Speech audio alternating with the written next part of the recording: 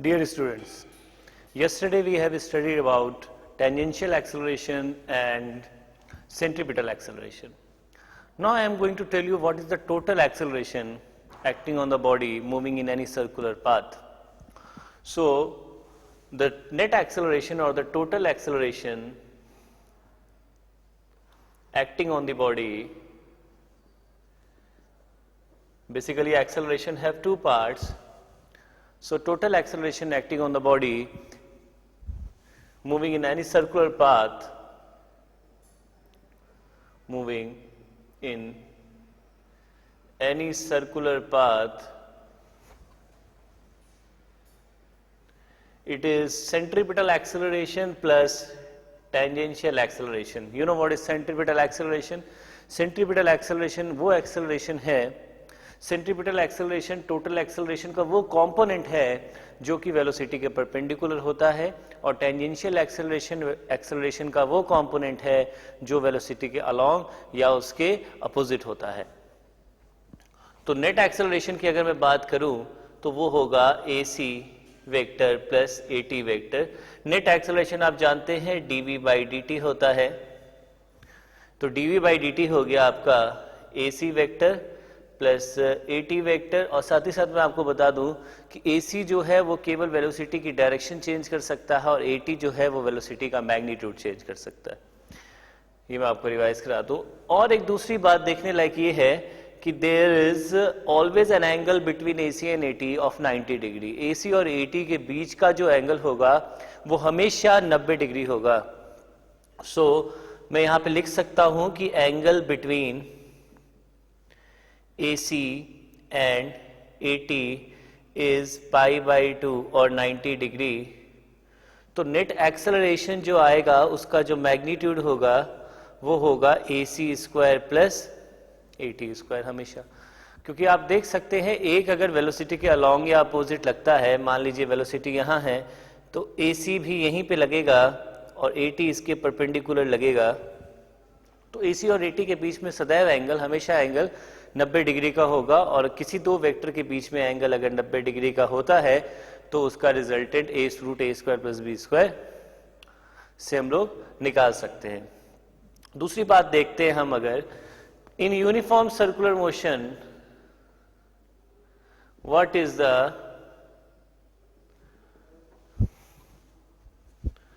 Angle between net acceleration and velocity vector at every instant. Angle क्या होगा अगर uniform circular motion की बात करें नेट एक्सेलरेशन और वेलोसिटी के बीच में? आपको पता है कि यूनिफॉर्म सर्कुलर मोशन में जो एक्सेलरेशन होता है वो केवल और केवल AC होता है, और AC हमेशा सेंटर की तरफ लगता है.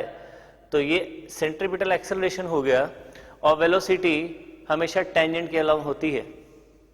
तो इनके बीच का एंगल हमेशा क्या होगा?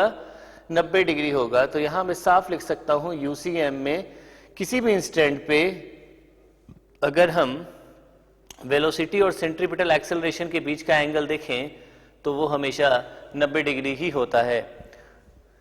तो UCM में सेंट्रीपिटल एक्सेलरेशन और वेलोसिटी के बीच का एंगल तो सदैव 90 डिग्री होता है, लेकिन UCM में टोटल एक्सेलरेशन ही केवल और केवल सेंट्रीपिटल एक्सेलरेशन होता है. तो टोटल एक्सेलरेशन और वेलोसिटी के बीच का जो एंगल है वो आया 90 degree in case of UCM at every instant. अब नॉन UCM की बात करते हैं.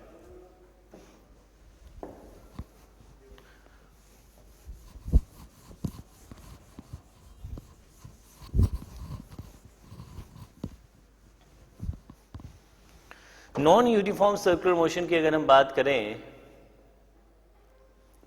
नॉन यूनिफॉर्म सर्कुलर मोशन में दो केसेस होते हैं, एक जब स्पीड बढ़ रही होती है और एक जब स्पीड घट रही होती है. तो मैं पहला केस इसमें लूंगा नॉन UCM में कि व्हेन स्पीड इज इंक्रीजिंग. जब स्पीड बढ़ रही होती है तो हम जैसा कि जानते हैं कि जहां पे AT होगा वो वेलोसिटी के अलोंग होगा. टेंजेंशियल एक्सेलरेशन तो अब लगेगा ही लगेगा, और टेंजेंशियल एक्सेलरेशन वेलोसिटी के अलोंग होगा क्योंकि स्पीड को बढ़ाना है. अब टेंजेंशियल एक्सेलरेशन वेलोसिटी के अलोंग हुआ और AC हमेशा सेंटर की तरफ लगता है. AT और AC के बीच में एंगल हमेशा 90 डिग्री है. तो अब मुझे बताएं आप कि AT और AC के बीच का जो रिजल्टेंट है वो किस तरीके से जाएगा। वो पैरेललोग्राम लॉ ऑफ एडिशन की मदद से हम निकाल सकते हैं। वो इतना कुछ जाएगा, AT और AC के बीच में रहेगा।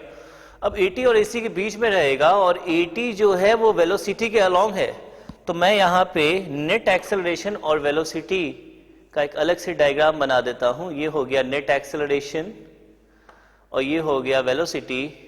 इन दोनों के बीच में जो एंगल आएगा वो आप देख सकते हैं, ये एंगल 90 डिग्री से कम आएगा। ये एंगल 90 डिग्री से कम हुआ, इसका मतलब मैं इसे कह सकता हूं कि ये एंगल जो है वो अक्यूट एंगल बनेगा और ऑब्वियसली 0 डिग्री से ये ज्यादा आएगा तो ये एंगल अक्यूट बनेगा। तो जब स्पीड बढ़ रही होती है तो नेट एक्सेलरेशन और वेलोसिटी के बीच का जो एंगल होता है वो अक्यूट एंगल बनता है, यानी कि 0 से 90 के बीच में बनता है। अब मैं दूसरी बात करूंगा, अगर स्पीड डिक्रीजिंग वाली, तो जब स्पीड डिक्रीज हो रही होगी तो जिस डायरेक्शन में वेलोसिटी है AT उसके ऑपोजिट डायरेक्शन में होगा। AT उसके ऑपोजिट डायरेक्शन में होगा क्योंकि उसको स्पीड को घटाना है। और AC की बात करें वो तो हमेशा सेंटर की तरफ होगा। तो आप देखेंगे AT और AC के बीच में ही इनका रिजल्टेंट आएगा। और मैं अगर अलग से फिगर बनाऊं तो वेलोसिटी और एक्सेलरेशन के बीच का एंगल, अब ये जो थीटा है वो 90 से ज्यादा है और 180 से कम बोलूंगा क्योंकि AC भी लगेगा और इसमें AT भी लगेगा, तो ये AC और AT के बीच में जाएगा कहीं ना कहीं। और वेलोसिटी और टोटल एक्सेलरेशन के बीच का एंगल अब 90 से ज्यादा हो गया, यानी कि ये जो एंगल है वो ऑब्ट्यूस एंगल है और ये थीटा जो है वो 90 से ज्यादा है और 180 से मैं इसको कह सकता हूं कम है। तो ये आप देख सकते हैं नॉन यूसीएम में दो केसेस हो गए, एक जब स्पीड बढ़ रही होती है, एक जब स्पीड घट रही होती है। जब स्पीड बढ़ रही होती है तो एंगल एक्यूट होता है नेट एक्सेलरेशन और वेलोसिटी का, और जब स्पीड घट रही होती है तो नेट एक्सेलरेशन और वेलोसिटी के बीच का एंगल जो होता है वो ऑब्ट्यूस होता है। अब कुछ इस पे क्वेश्चंस देख लें।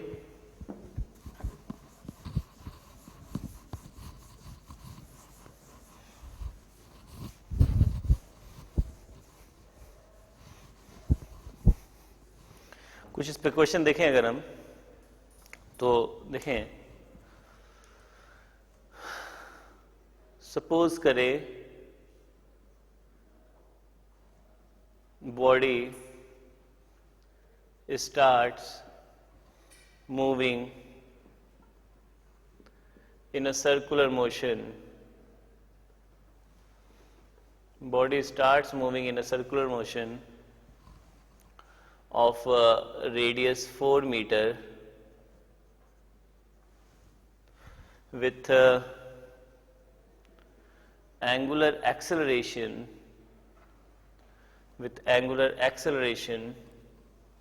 or I would rather say कि with speed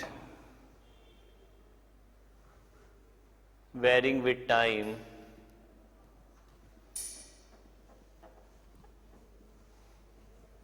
as v is equals to 4t.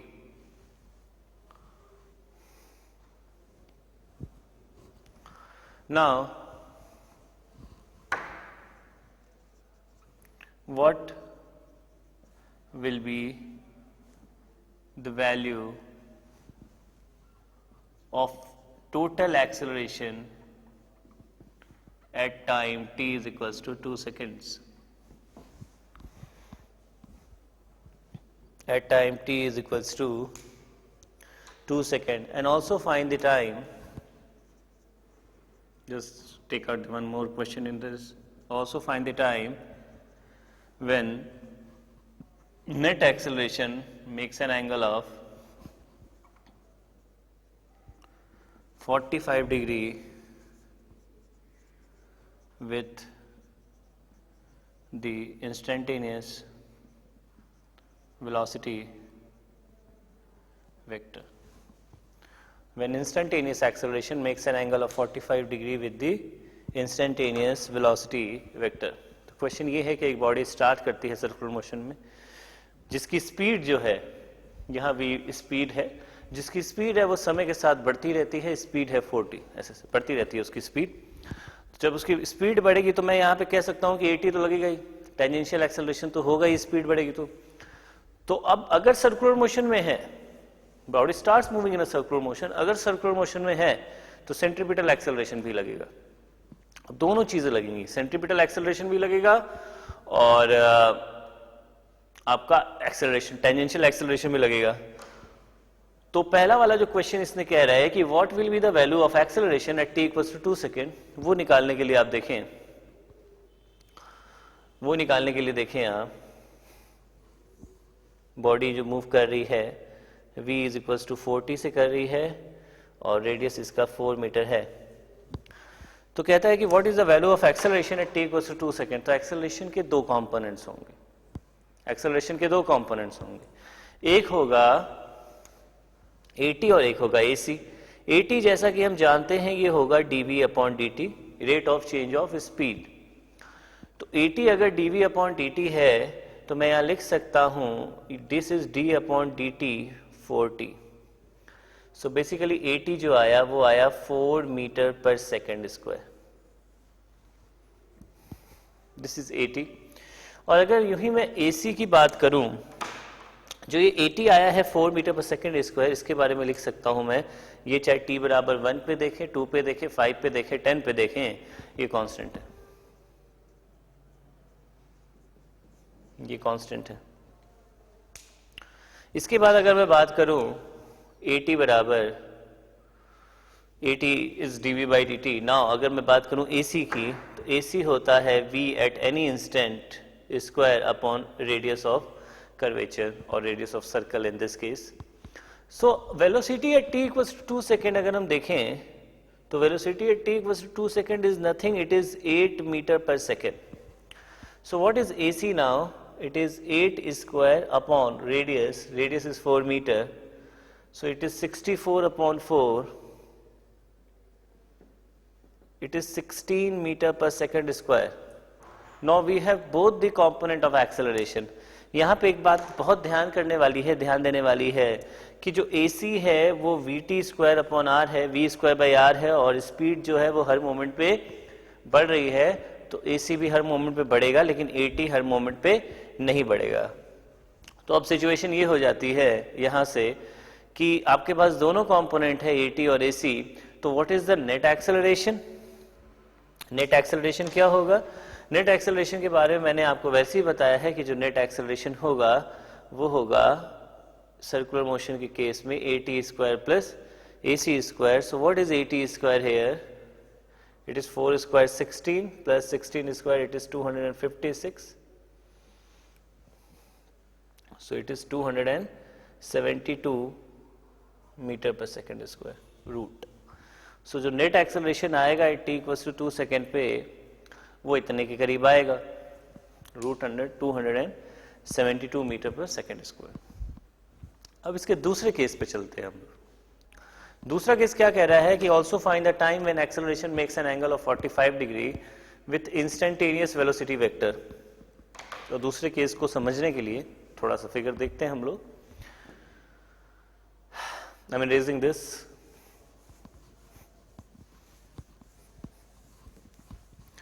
तो आप देखें जो एक्सेलरेशन है AC इधर की तरफ आएगा और AT तो इधर की तरफ ही आएगा बिकॉज स्पीड बढ़ रही है। अब AC और AT के बीच का जो एंगल है वो नेट एक्सेलरेशन देगा,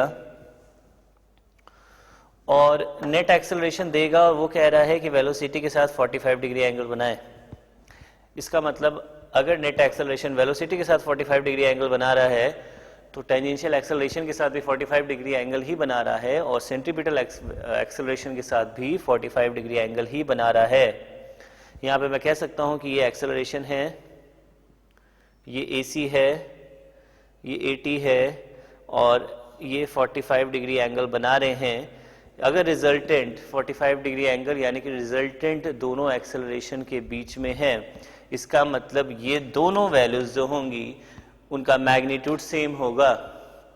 इसका मतलब मैं यहाँ कह सकता हूँ कि AC का मैग्नीट्यूड जब AT के मैग्नीट्यूड के बराबर होगा तो एक्सेलरेशन, नेट एक्सेलरेशन जो है वो टेंजेंशियल एक्सेलरेशन के साथ 45 डिग्री एंगल बनाएगा। तो आप मुझे बताएं AC की वैल्यू क्या है, वो तो है VT स्क्वायर अपॉन R, और AT की वैल्यू क्या है, वो चेंज ही नहीं हो रही थी, वो 4 हो रही थी। अब VT क्या है, VT है 4T स्क्वायर और रेडियस है 4 और ये है 4, तो यहाँ पे मैं बात करूँगा तो ये आएगा 16T square by 4 is equals to 4। So 16T square is equals to 16, so T square is equals to 1, so T is equals to 1 second. So after T equals to 1 second, जो net acceleration है वो 45 degree angle बनाएगा with AT as well as with AC. So this is the case of this problem.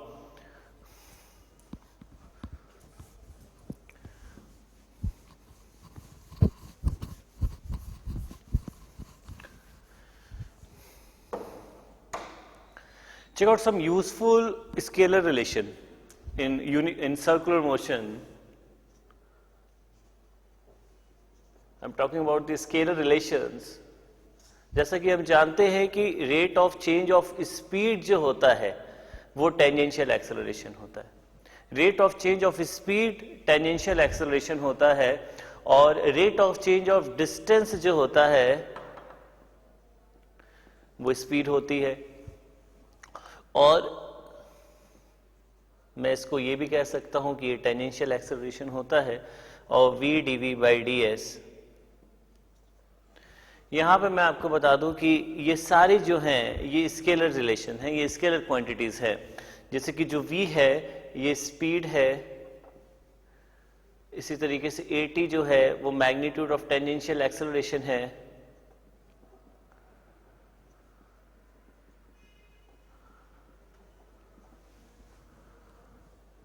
S जो है वो distance है,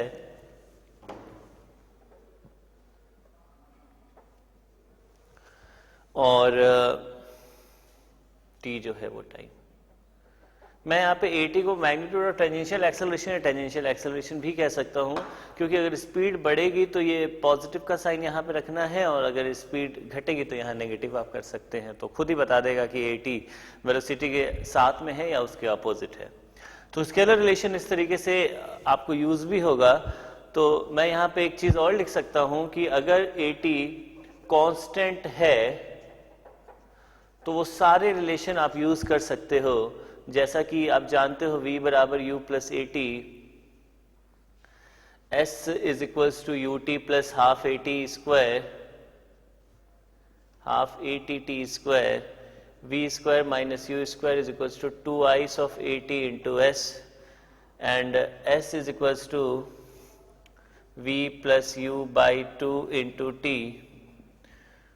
और इस तरीके से आप चीज़ों को यूज़ कर सकते हो। Sn is equals to u plus AT n minus half, ये चीज़ें आप यूज़ कर सकते हो इस स्केलर रिलेशन में भी। स्केलर रिलेशन में अगर आपसे किसी ने पूछा कि कितना डिस्टेंस ट्रैवल करेगा या क्या स्पीड होगी उस समय, और अगर AT कांस्टेंट देता है, तो ये सारे रिलेशन जो कि एक्सेलरेशन कांस्टेंट वाले हम लोगों ने पढ़े हैं मोशन इन 1D में, वो हम लोग यूज़ कर सकते हैं इसमें।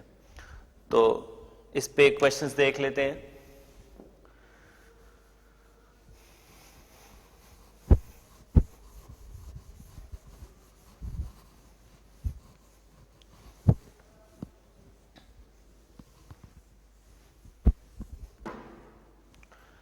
Suppose a body starts in moving in a circular motion,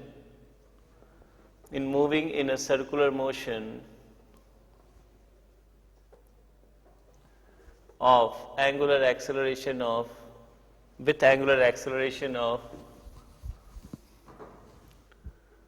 with angular acceleration of alpha is equals to pi radian per second square,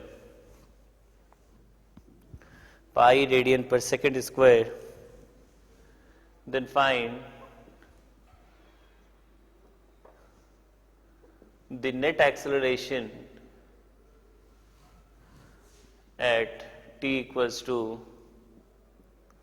2 seconds and also find the number of revolution made by the particle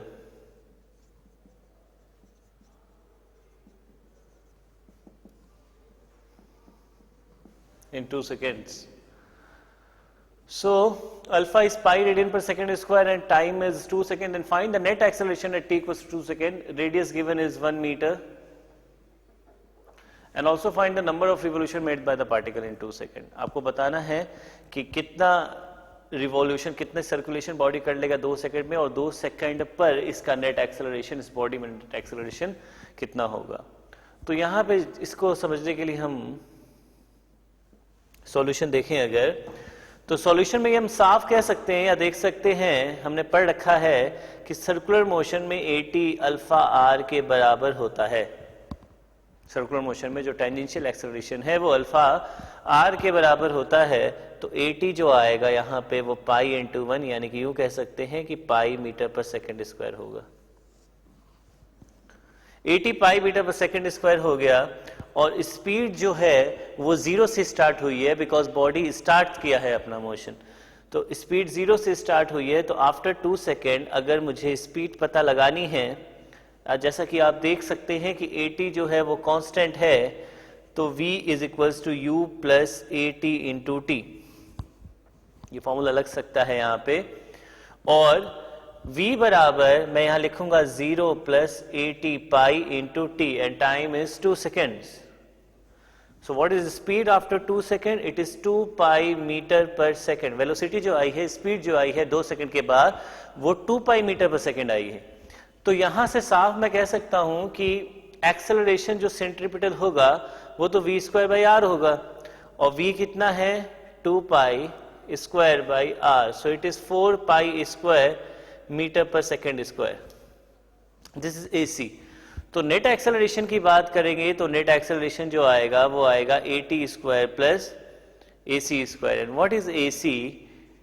AC is 4 pi square, and what is AT? It is pi. So pi square plus 4 pi square whole square. So it will be pi square plus 16 pi 4.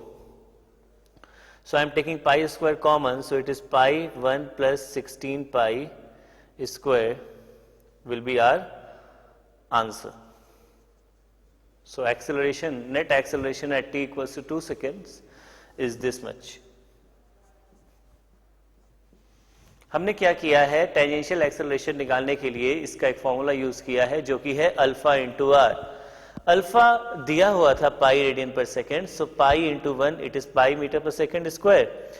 After 2 second, 2 second के बाद इसकी velocity कितनी होगी, तो हमने वो scalar relation use किया speed के लिए कि v is equals to u plus AT into t. v is equals to 0 plus AT is pi into and time is 2 seconds. तो स्पीड आ गई 2 पाई मीटर पर सेकेंड. तो यहां से AC जो आ गया वो आया v square by r. v square by r means 2 pi whole square by r, that is 4 pi square metre per second square. और नेट एक्सेलरेशन की वैल्यू अगर जो आई है वो आई है AT square plus AC square का अंडर रूट. जैसा कि हम जानते हैं कि AT और AC के आपस के बीच का जो एंगल है वो 90 डिग्री है. दोनों ही वेक्टर क्वांटिटी हैं, तो जो नेट एक्सेलरेशन आएगा वो आएगा root under AT square plus AC square. AT pi दिया हुआ है या हमने निकाला है pi metre per second square. AC हमने यहां पे निकाल लिया, वो आया 4 पाई स्क्वायर. तो AT square plus AC square निकालने से हमारा ये आंसर आ गया pi under root 1 plus 16 pi square metre per second square. अब इसका दूसरा केस देखते हैं. इसमें इसने कहा है कि find the number of revolution made by the particle in 2 seconds.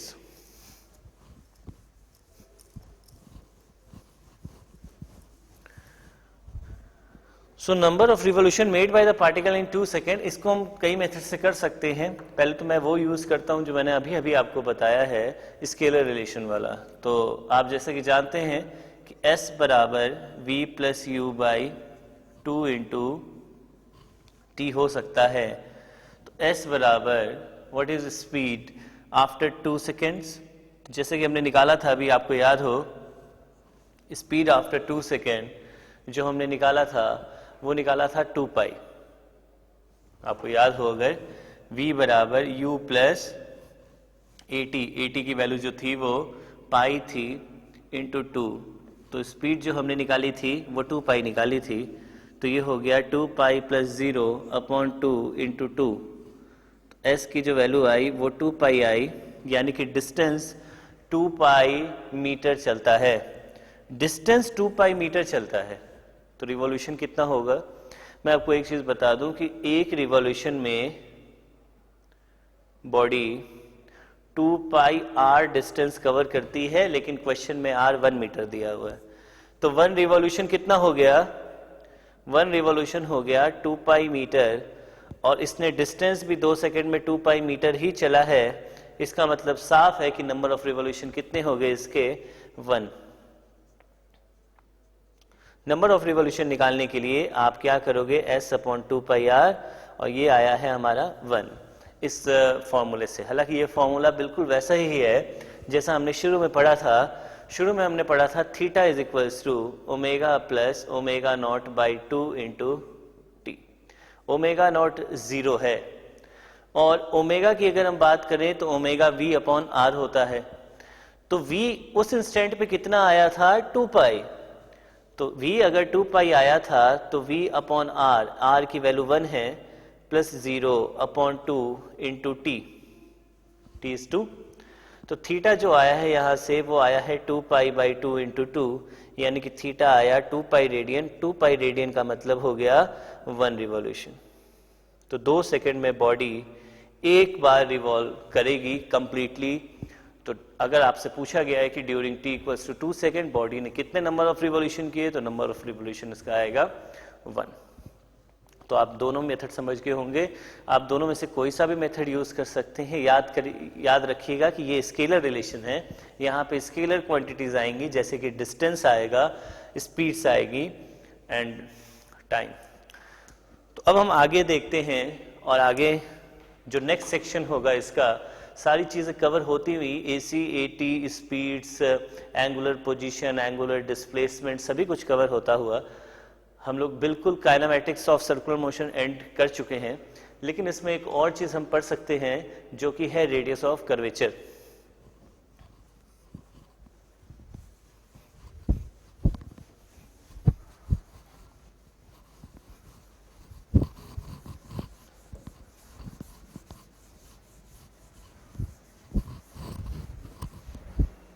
तो देखिएगा, अगर बॉडी किसी भी कर्व पाथ में घूम रही है, अगर बॉडी किसी भी कर्व पाथ में घूमती है, तो यहां मैं आपको बता दूं कि हम रेडियस ऑफ कर्वेचर के बारे में पढ़ेंगे। तो रेडियस ऑफ कर्वेचर के बारे में मैं आपको एक बात बताऊं कि बॉडी कोई सी भी कर्व पाथ में अगर घूमे, जैसे प्रोजेक्टाइल मोशन करे, जैसे खुद सर्कुलर मोशन ही कर ले, या कोई सा भी मोशन करे, मैं कह सकता हूं कि कर्व पाथ में इनफाइनाइट सर्कुलर पाथ बन सकते हैं। जैसे इसका सर्कल कुछ और होगा, इसका सर्कल कुछ और होगा, इसका सर्कल कुछ और होगा, इसका सर्कल कुछ और होगा। एग्जाम्पल के तौर पे मैं आपको बताऊं कि मान लीजिए यहां पे कुछ स्पीड इसकी v रहती है, तो इस पॉइंट पे मैं सर्कल को अगर ड्रॉ करूंगा तो ऐसा सर्कल बनेगा।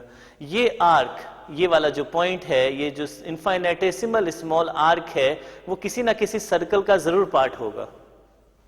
सिमिलर तौर पे ये वाला जो पॉइंट है वो किसी ना किसी सर्कल का जरूर पार्ट होगा, और ये वाला जो पॉइंट है वो किसी ना किसी सर्कल का जरूर पार्ट होगा।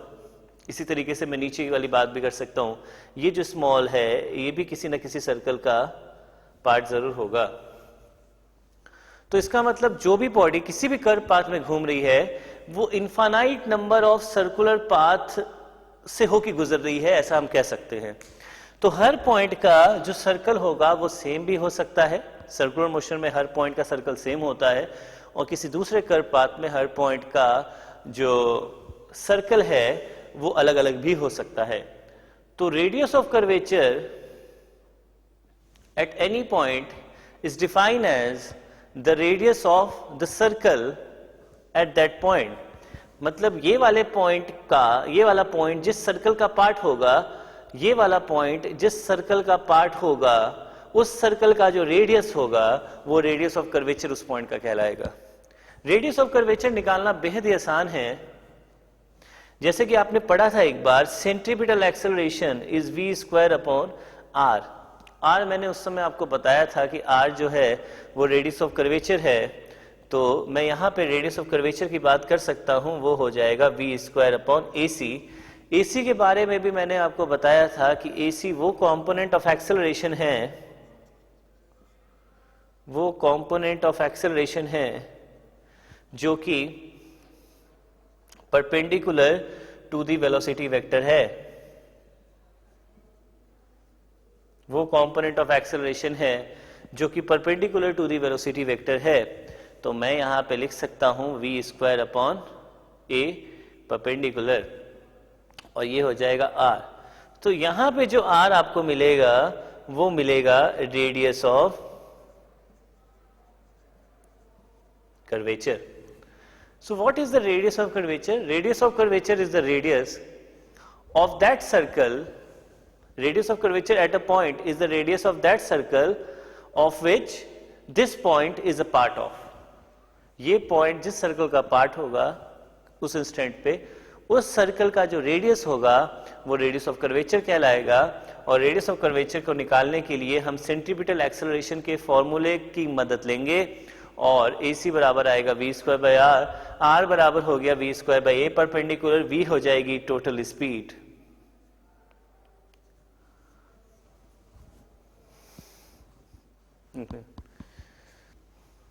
So we can define radius of curvature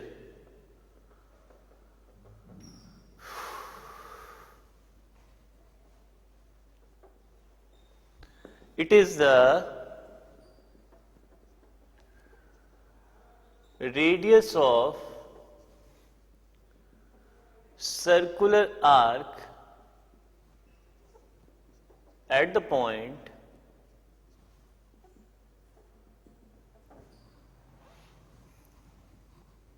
which fits the curve at that point. Radius of circular arc at the point which fits the curve at that point. ये circular arc है इस point पे जिसमें ये जो infinitesimal small curve है वो इसी सर्कल का पार्ट है या इस सर्कल में फिट होता है. तो ये रेडियस ऑफ कर्वेचर हो जाएगा. जैसा कि मैथ्स में हम जानते हैं रेडियस ऑफ कर्वेचर का फॉर्मूला भी होता है, वो होता है 1 plus dy by d x का whole square to the power 3 by 2 upon d2y upon dx square. तो ये भी आप कहीं ना कहीं यूज कर सकते हैं. 1 plus dy by d x का whole square upon d2y square upon dx square. तो ये भी आप कहीं ना कहीं यूज कर सकते हैं. तो कुछ क्वेश्चंस देख लेते हैं रेडियस ऑफ कर्वेचर पे.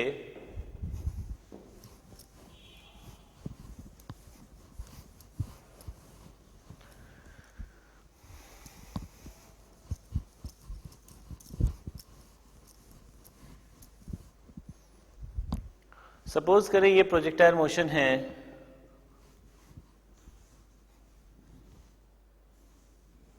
और इनिशियल वेलोसिटी इसकी u दी हुई है, यहाँ पे थीटा एंगल ऑफ प्रोजेक्शन है. तो आपसे पूछा जा रहा है what is the radius of curvature of projectile at the point of projection, at the point of projection and at the highest position. तो आप देखेंगे कि रेडियस ऑफ कर्वेचर निकालने से पहले हमें AC निकालना बहुत जरूरी है, और अगर हम AC निकाल सकते हैं तो ये G है तो कल ही हमने किया था, यहाँ आएगा g cos थीटा और यहाँ आएगा g sin थीटा, बिकॉज तो AC की वैल्यू जो हमने पढ़ी थी वो पढ़ी है g cos थीटा। यहाँ पे at the point of projection की बात कर रहा हूं मैं। तो आप देखें at the point of projection AC की जो वैल्यू आई है वो आई है g cos थीटा। तो रेडियस ऑफ कर्वेचर होगा, जो स्पीड है स्क्वायर, इनिशियल पॉइंट पे स्पीड पूरी की पूरी u होगी, तो speed square upon AC which is g cos theta. So radius of curvature at the point of projection is u square upon g cos theta. इसके बाद हम बात करेंगे हाईएस्ट पॉइंट पे।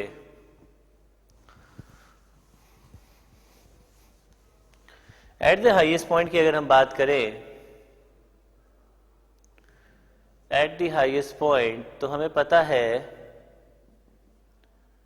हाईएस्ट पॉइंट पे जो स्पीड होगी वो होगी u cos थीटा, और जो सेंट्रीपिटल एक्सेलरेशन होगा वो तो g ही होगा। तो ROC radius of curvature at highest point जो आएगा वो आएगा u cos थीटा का whole square, because speed square, speed इस केस में u cos थीटा है, speed square u cos theta का होल स्क्वायर अपॉन g। तो ये जो वैल्यू आएगी वो आएगी u square cos square theta upon g। तो आप देख सकते हैं जहां पे रेडियस ऑफ कर्वेचर जितना कम होगा उतनी कर्वनेस उसमें ज्यादा होगी, और रेडियस ऑफ कर्वेचर जहां ज्यादा होगा वहां फ्लैटनेस ज्यादा होगी। तो रेडियस ऑफ कर्वेचर आपको डिग्री ऑफ कर्वनेस भी बताता है कि ग्राफ कितना कर्व होगा या पाथ कितना कर्व होगा। दूसरा क्वेश्चन देख लेते हैं हम लोग।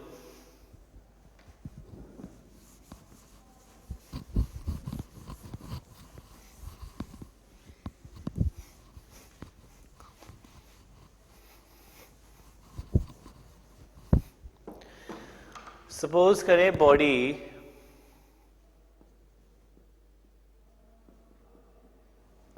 Moves in a parabolic path, body moves in a parabolic path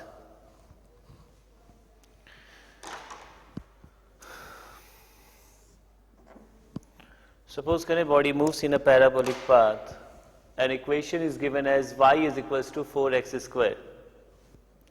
Equation is given as y is equals to 4x square. With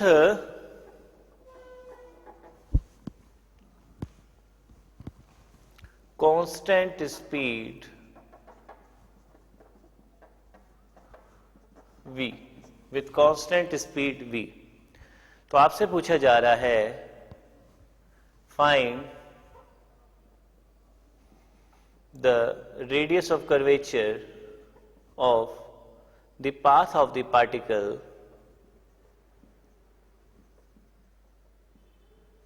at origin. Origin पे रेडियस ऑफ कर्वेचर पार्टिकल का क्या होगा। जैसा कि आप देख सकते हैं पार्टिकल जो है वो पैराबोलिक पाथ में घूम रहा है, पैराबोलिक पाथ में चल रहा है। तो एट ओरिजिन स्पीड, तो वेलोसिटी हमेशा टेंजेंशियल होगी पॉइंट के, वेलोसिटी हमेशा टेंजेंशियल होगी कर्व के, तो यहाँ पे वेलोसिटी v है। जैसा कि आप देख सकते हैं कि y is equals to 4x square वाले पाथ में चल रहा है पैराबोला, और विथ कांस्टेंट स्पीड v है, स्पीड चेंज नहीं हो रही। इसका मतलब जो भी एक्सेलरेशन लग रहा होगा वो केवल और केवल सेंट्रीपिटल वाला ही लग रहा होगा। जैसा भी एक्सेलरेशन लग रहा होगा सेंट्रीपिटल वाला ही लग रहा होगा। अगर सेंट्रीपिटल वाला ही एक्सेलरेशन लग रहा है इसका मतलब वो इसके परपेंडिकुलर होगा, परपेंडिकुलर कंपोनेंट ये हो गया। तो यहाँ पे केवल और केवल एक्सेलरेशन लग रहा होगा AC, इकलौता एक्सेलरेशन। तो यहाँ पे मैं यहाँ पे साफ कर दूं कि A नेट जो होगा, नेट एक्सेलरेशन जो होगा वो केवल और केवल AC ही होगा, और AC होगा कितना, वो मैं ले सकता हूं v स्क्वायर बाई AC होगा कितना एक्सेलरेशन यहाँ पे, वो होगा v स्क्वायर अपॉन r। खैर A नेट जो आया वो AC आया, और ये जो पाथ है आप देख सकते हैं वो पैराबोलिक है और कांस्टेंट स्पीड v से चल रहा है। तो एक्सेलरेशन निकालने के लिए हम क्या करेंगे, ये जो ए नेट है वो AC है और AC जो है वो d2y अपॉन dt स्क्वायर है, ये rate of change of velocity है। और आप देख सकते हैं कि जो AC है वो केवल और केवल y एक्सिस में है इस समय at x equals to 0। Origin पे जो सेंट्रीपिटल एक्सेलरेशन है वो केवल और केवल y एक्सिस में है, इसीलिए ये एक्सेलरेशन y का है। तो y का एक्सेलरेशन हम जैसा कि जानते हैं वो हम लिख सकते हैं d2y बाई dt स्क्वायर से। दूसरी बात करते हैं कि d2y बाई dt स्क्वायर निकालेंगे कैसे, तो y is equals to 4x square, एक बार हमने डिफ्रेंशिएट किया dy बाई dt तो ये आया 8x dx बाई dt। आप देख सकते हैं कि ओरिजिन पे जो इसकी स्पीड होगी वो सारी की सारी x एक्सिस में जा रही है, तो ओरिजिन पे जो स्पीड है वो dx बाई dt है और इसकी जो स्पीड है वो v है। यहाँ आप देखें जो स्पीड है वो केवल और केवल x एक्सिस में है, तो dx बाई dt हम v यहाँ पे ओरिजिन में लिख सकते हैं, तो dy बाई dt हो गया 8x into 4 that is 32x, तो dy बाई dt हो गया 32x। अब अगर हम इसको डबल डिफ्रेंशिएट करें तो ये आएगा d2y बाई dt स्क्वायर, ये हो जाएगा 32 इंटू dx बाई dt। तो dx बाई dt क्या होगा, जैसे कि हम जानते हैं sorry it's v, I am taking is 4, sorry it's v। सो यहाँ पे 8xv इट इज 8vx। अगर ये 8vx बिकॉज हमने क्वेश्चन में कांस्टेंट स्पीड v मानी थी, मैंने यहाँ गलती से 4 लिख दिया, so it is 8xv, so dy by dt is 8vx। now if we further differentiate it d2y by dt square it is 8v, because v's speed is constant, it is dx by dt। so what is d2y by dt square, it is 8v into dx by dt, and what is dx by dt here, what is dx by dt here, it is v, so it will come 8v square। सो जो acceleration आया है आप देखेंगे, जो acceleration आया है ए by, जिसे हम ए सी भी कह सकते हैं इधर, वो आया है 8v स्क्वायर।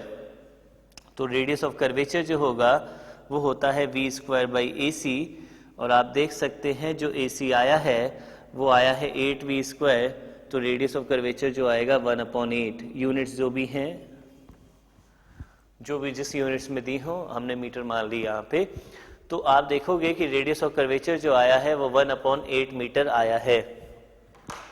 तो इसको हम दूसरे फॉर्मूले से भी कर सकते हैं।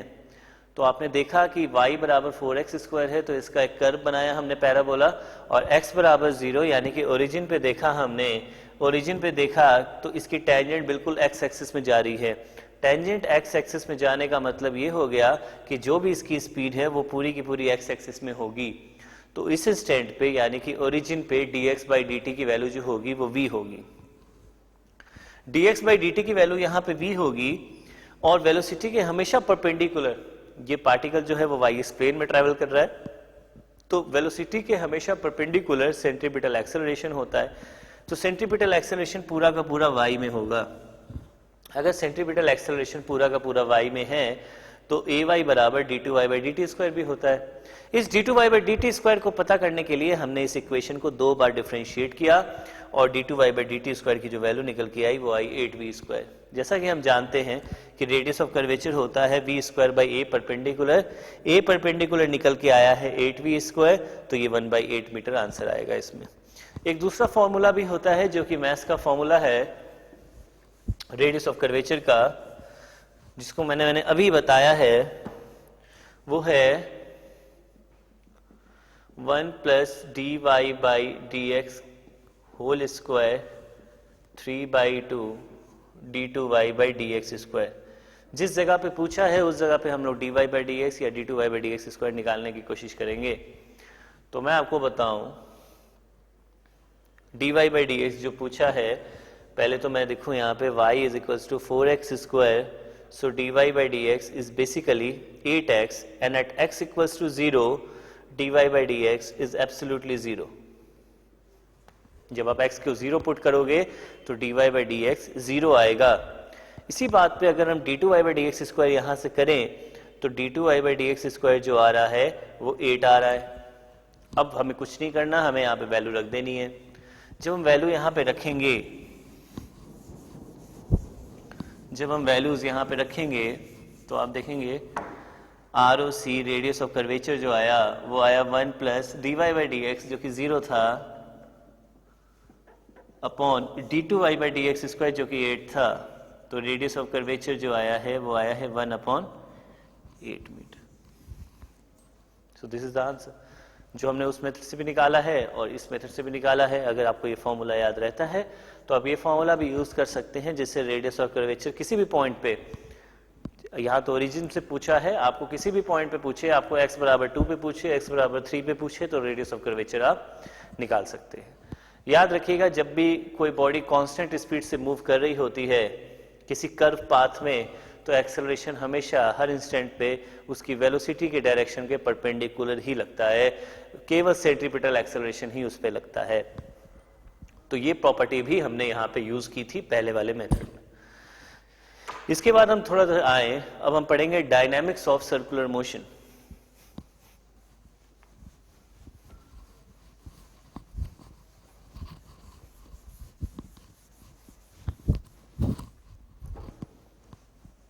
सो डायनामिक्स ऑफ सर्कुलर मोशन देखें,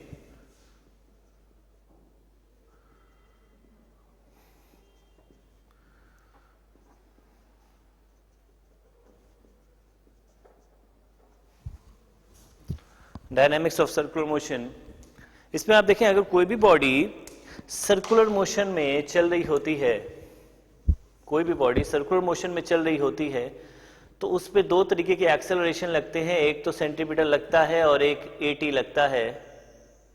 मैं इसी डायरेक्शन में एटी मान लेता हूं कि इसकी स्पीड बढ़ रही होगी। तो जब भी एक्सेलरेशन लगता है तो कोई ना कोई फोर्स जरूर रिस्पॉन्सिबल होगा उस एक्सेलरेशन को प्रोवाइड करने में, कोई ना कोई फोर्स जरूर रिस्पॉन्सिबल होगा उस एक्सेलरेशन को प्रोवाइड करने में।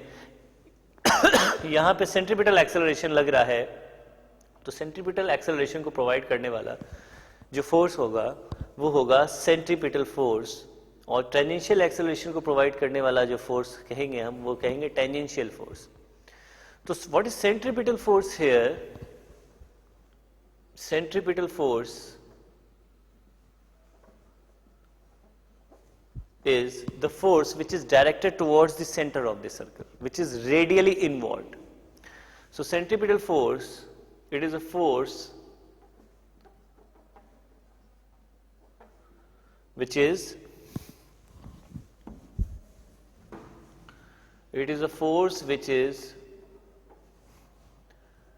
directed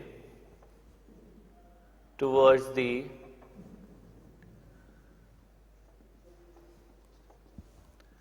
center of the circle. It is a force which is directed towards the center of the circle. जैसे कि सेंट्रीपिटल एक्सेलरेशन में हुआ करता था, इसकी जो वैल्यू आएगी सेंट्रीपिटल फोर्स की वो आएगी m80 mass into centripetal acceleration, और सेंट्रीपिटल एक्सेलरेशन हम पढ़ चुके हैं ये mv² by r आता है, जहां पे m mass of the body है,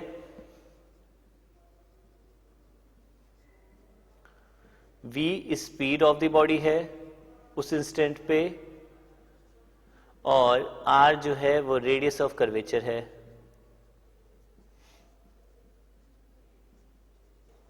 दूसरी बात करते हैं, सेंट्रीपिटल फोर्स की जो डायरेक्शन होगी, direction of centripetal force is always directed towards the centre.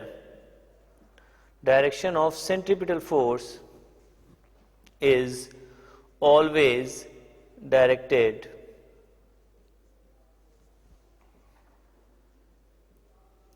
Towards the centre. इसके बाद की अगर हम बात करें, अगर सेंट्रीपिटल फोर्स हमेशा सेंटर की तरफ लग रहा है तो इसका मतलब ये भी होगा कि centripetal force is always perpendicular to the direction of velocity of body.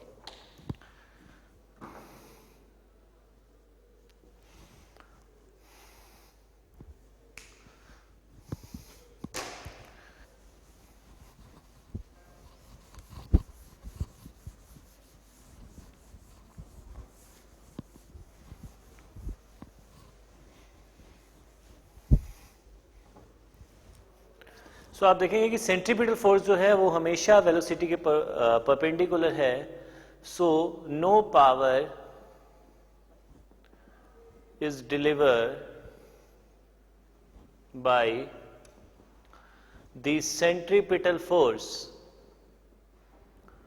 No power is delivered by the centripetal force on the body. Centripetal force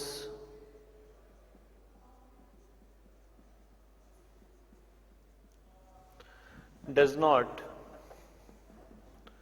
do any work on the body. और centripetal force जैसा कि centripetal acceleration करता था, centripetal acceleration speed में change ही नहीं होने देता था। तो यहां पे मैं बात करूंगा अगर सेंट्रीपिटल फोर्स की, तो centripetal force can not change the speed और I can say that kinetic energy of the body.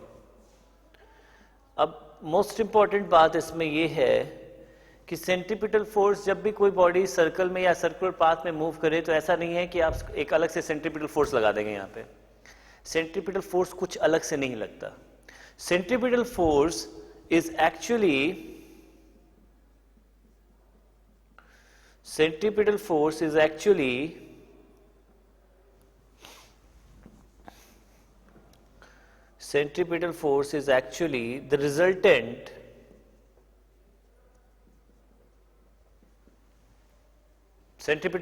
actually the resultant of all the forces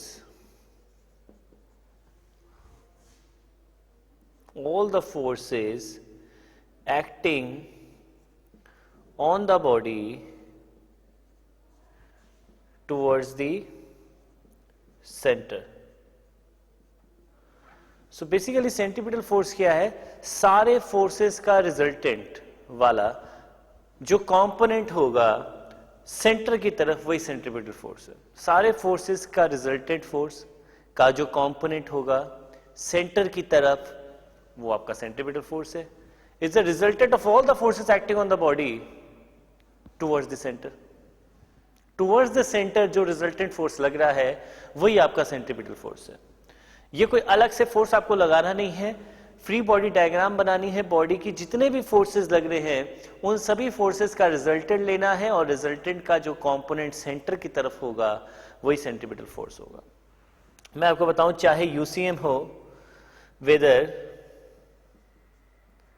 it's uniform circular motion और non uniform circular motion, centripetal force must be required.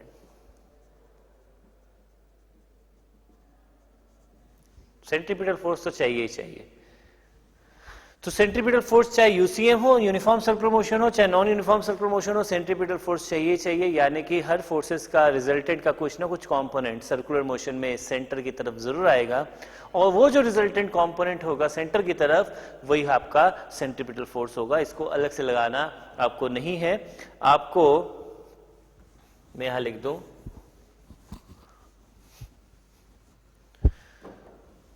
equate the component of net resultant force or net force, equate the component of net force,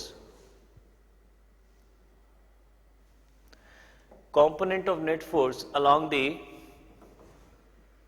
or towards the center of the circle, towards the center of the circle to mv square upon r। Resultant force का component लेना है toward the centre और उसको equal कर देना है आपको mv square upon r के, और m omega square r, because centripetal force can also be written as m omega square r।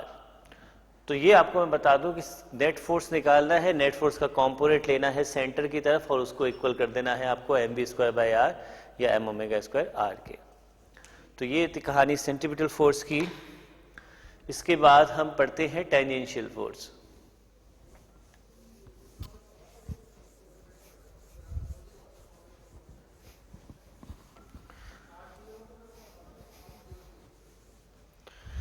तो टेंजेंशियल फोर्स की अगर हम बात करें तो टेंजेंशियल फोर्स में आप देखेंगे कि टेंजेंशियल फोर्स जो होता है वो यूनिफॉर्म सर्कुलर मोशन में टेंजेंशियल फोर्स की वैल्यू 0 होती है। तो in non uniform circular motion में ही टेंजेंशियल फोर्स आएगा और उसकी वैल्यू हम निकालते हैं। तो आप देखेंगे टेंजेंशियल फोर्स की वैल्यू क्या होगी, टेंजेंशियल फोर्स की वैल्यू होगी m into A T, mass into tangential acceleration. जैसा कि हम जानते हैं टेंजेंशियल एक्सेलरेशन जो होता है वही स्पीड को घटाता या बढ़ाता है, तो टेंजेंशियल फोर्स जो होगा वही स्पीड को घटाएगा या बढ़ाएगा। तो tangential force acts either along the direction of velocity, along the direction of velocity, along the direction of velocity, or opposite to the direction of velocity, इधर opposite to the direction of velocity. दूसरी बात मैं आपको बताऊं tangential force के बारे में, ये भी कोई फोर्स नहीं है जो आप अलग से लगा दो इसको। Resultant of net force, component of resultant of net force, component of resultant of net force along the direction of velocity, along the direction of velocity is tangential force, is tangential force. Component of resultant of net force along the direction of velocity is tangential force, and equate that component of resultant force, of resultant force, of resultant force along the velocity to m into at। आप resultant force निकालेंगे, उसके दो component करेंगे, एक towards the centre और एक along और opposite to the velocity, जो भी आए। टुवर्ड्स द सेंटर जो कंपोनेंट ऑफ रिजल्टेंट फोर्स आएगा वो सेंट्रीपिटल फोर्स होगा, और वेलोसिटी के एक्सिस, वेलोसिटी के डायरेक्शन में जो कंपोनेंट आएगा रिजल्टेंट फोर्स का वो टेंजेंशियल फोर्स होगा। तो देखते हैं, let's see some examples.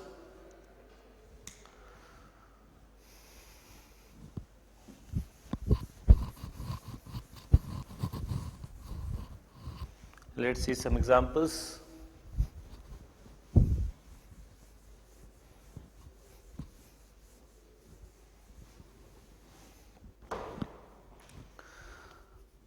Question: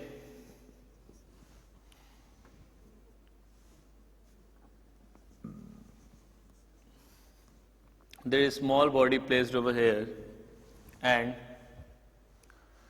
a boy reeled the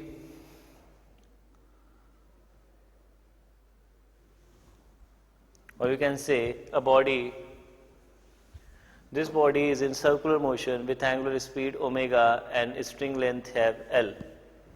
string की जो लेंथ है वो L है, और m जो मास, जो छोटी बॉडी है उसका मास m है, और ये ओमेगा से हॉरिजॉन्टल सर्कल में मूव कर रही है। तो क्वेश्चन इस तरीके का है कि what is the value of tension force in a string. What is the value of tension force in a string if the body rotates in horizontal circle or revolves in horizontal circle with constant angular speed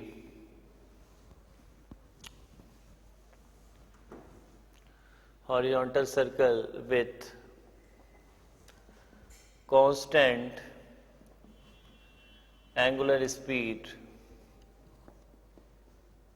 omega. So your first step should be draw the FBD of the body. Drawing the FBD of body, the tension force is always directed towards the center, you can see here. So body is revolving in a horizontal circle with constant angular speed omega. So omega is constant, that means alpha is 0, and alpha is 0, that means body is in uniform circular motion. If body is in uniform circular motion, अगर circular motion uniform है तो केवल इकलौता acceleration क्या लगेगा? Centripetal acceleration. तो centripetal acceleration लगेगा और सेंट्रीपिटल फोर्स लगेगा. तो सेंट्रीपिटल फोर्स क्या होता है, अलग से लगाना नहीं है आपको. तो सेंट्रीपिटल फोर्स होता है रिजल्टेंट फोर्स का वो कंपोनेंट जो कि सेंटर की तरफ हो. आप अगर एम का एफबीडी बनाएंगे तो जो net force, net resultant force आ रहा है, एक ऑब्वियस सी बात है, हॉरिजॉन्टल सर्कल में मूव कर रहा है तो नीचे एमजी ऊपर नॉर्मल आएगा, which are of no use here. So जो टेंशन फोर्स लग रहा है इस एम मास पे वही रिजल्टेंट फोर्स है, और ये रिजल्टेंट फोर्स जो है वो पूरा का पूरा सेंटर की तरफ ही आ रहा है. आना भी चाहिए because it is in uniform circular motion. तो जो टेंशन आया उसको हम क्या इक्वेट करेंगे, जो नेट रिजल्टेंट फोर्स का कंपोनेंट है टुवर्ड्स द सेंटर वो होना चाहिए हमेशा सेंट्रीपिटल फोर्स के बराबर, यानी कि वो हो जाएगा एम ओमेगा स्क्वायर आर के बराबर. तो जो टेंशन आएगी स्ट्रिंग में वो आएगी एम ओमेगा स्क्वायर आर. इसी तरीके से हम दूसरा क्वेश्चन देखें.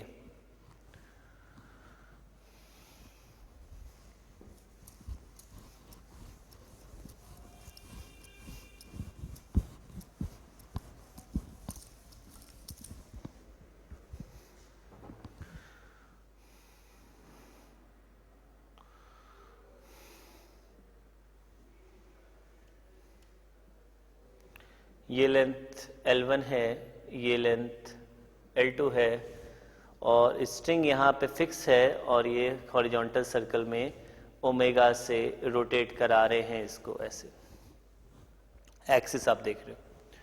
तो आपसे पूछा जा रहा है कि T1 और T2 की वैल्यू क्या होगी. What is the value of, question है what is the value of T1 and T2. String is massless. Strings are massless. दो strings हैं यहाँ पे. Strings are massless. और दूसरी बात अगर हम करें कि जो सिस्टम है या both bodies are moving with constant angular speed omega. System is revolving with constant angular speed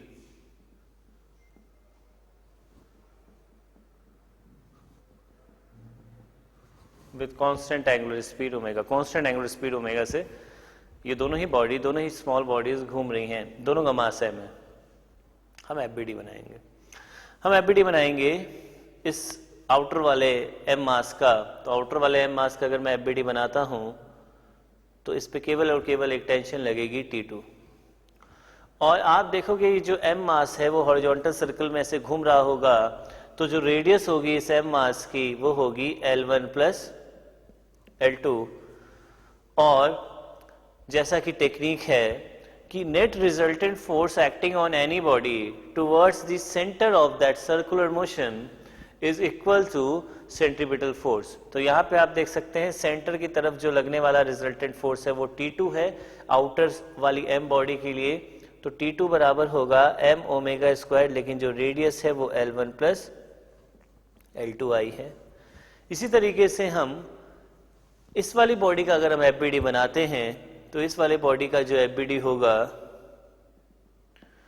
वो T1 आप देख सकते हैं, tension is always pulling in nature, तो T1 इधर की साइड लगेगा और T2 इधर की साइड लगेगा. तो सेंटर की तरफ जो नेट फोर्स आएगा वो आएगा T1 माइनस T2 बराबर एम ओमेगा स्क्वायर. अब देखें इस m का जो रेडियस होगा वो L1 है, तो L1 और T2 की वैल्यू मैं यहाँ पे पुट कर सकता हूँ.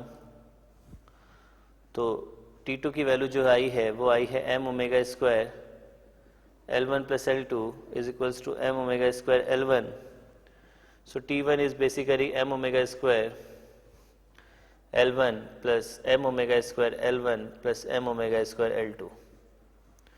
So T1 is basically 2m omega square L1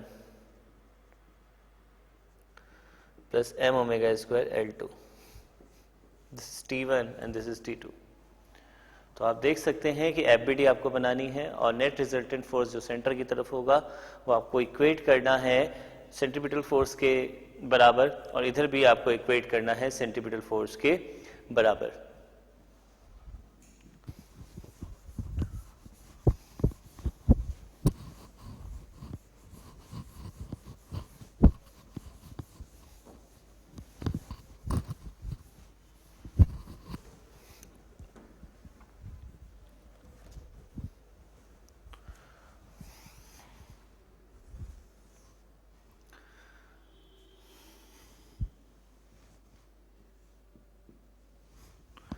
suppose करें एक डिस्क हॉरिजॉन्टल सर्कुलर मोशन में घूम रही है ओमेगा से और इससे x डिस्टेंस दूरी पे एक स्मॉल ब्लॉक रखा हुआ है.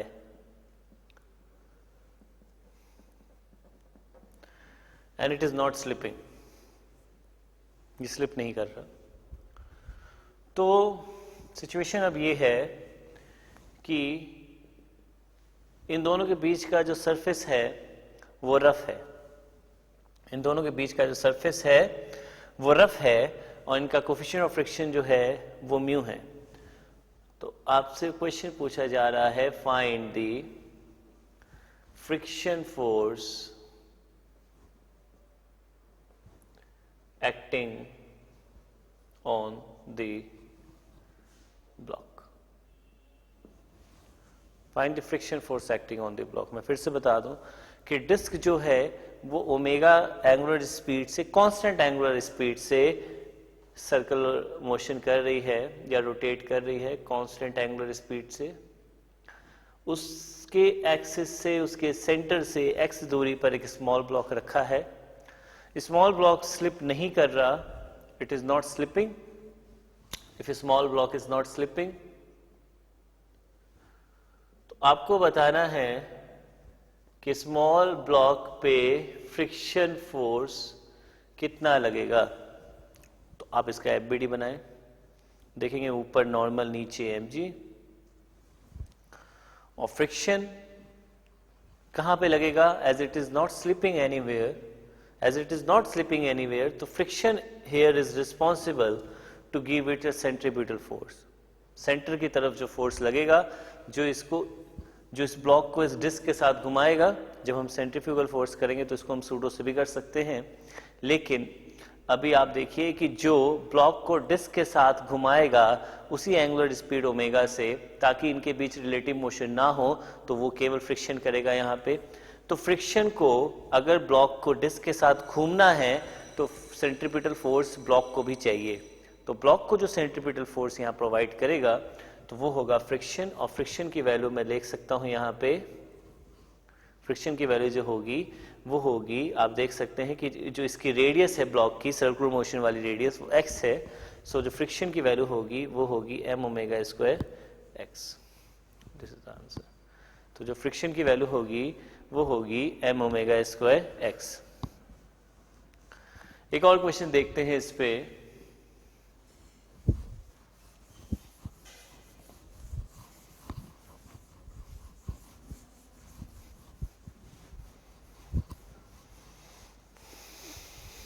एक सेकंड.